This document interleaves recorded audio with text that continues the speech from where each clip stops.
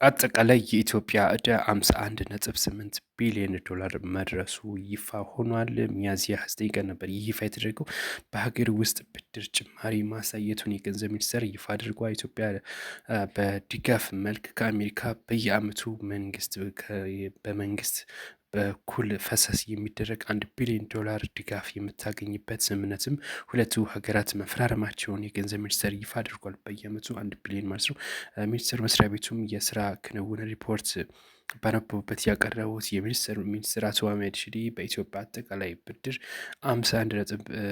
51.8 ቢሊዮን ዶላር ይህም ደግሞ ወደ ኢትዮጵያ ብር ሲቀየር ወደ 8 ትሪሊየን እንደሚደርስም የተነገረው። ከዚህ ውስጥም 33.5 ቢሊዮን ዶላሩ የውጭ ብድር ዕዳ ሲሆን እንደዚሁም 18.3 ቢሊዮን ዶላሩ ደግሞ የሀገር ውስጥ ዕዳ መሆኑን አቶ አህመድ ሺዴ ገልጸዋል። እንግዲህ ኢትዮጵያ ከፍተኛ የሆነ ብድር እንዳለባትም ጭምር ጠቅሰዋል።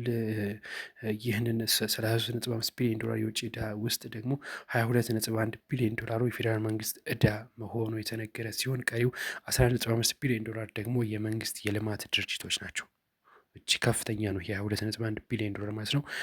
ከዚህ ጋር በተገናኘ ከሀገር ውስጥ ብድር ማለትም 18.3 ቢሊዮን ዶላር ውስጥ ደግሞ 17.5 የፌዴራል መንግስት ዕዳ እንደሆነ እና እንደዚሁም 0.8 ቢሊዮን ዶላሩ ደግሞ የመንግስት የልማት ድርጅቶች ናቸው።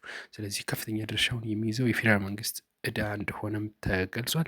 አጠቃላይ ኢትዮጵያ ዕዳ ሁኔታ በእሳቸው አገላለጽ በጣም ጤናማ እንደሆነ ለቋሚ ኮሚቴው ያስረዱት ሚኒስትሩ የውጭ ዕዳ የመክፈል አቅማችንም ከጊዜ ወደ ጊዜ የጨመረ ነው ሲሉ ገልጸዋል። ነገር ግን እንግዲህ ይህ እቅዱን 65.1 በመቶ ሲሆን ከተገኘው ገንዘብ ውስጥም 914 ሚሊዮን ዶላር ከዓለም ባንክ የተገኘ እንደሆነም ጭምር ገልጸዋል። ይህን ያህል ብድር እንዳለባትም ነው እንግዲህ በይፋ ያደረጉት። እንዲሁም የውጭ ሀብት አሰባሰብን በተመለከተ በዓመት ከተለያዩ ተቋማት 4 ቢሊዮን ዶላር ለመሰብሰብ መታቀዱን እንዲሁም በ9 ወራት ደግሞ 3.1 ቢሊዮን ዶላር ለማሰባሰብ ታቅዶ ከዛ ውስጥም 2 ቢሊዮን ዶላር ከእቅዱ 1.1 ዶላር ያነሰ ተገኝተዋል ሲሉ ነው የገለጹት። እና ይሄ ዕዳ እንዳለባትም ጭምር ይፋ የተደረገው ከባለፈው እንግዲህ ከህወሓት ጋር ሲነጻጸር እጅግ ከፍተኛ የሆነ ዕዳ እንዳለባት ነው አንዳንድ መረጃዎች የሚያሳዩት።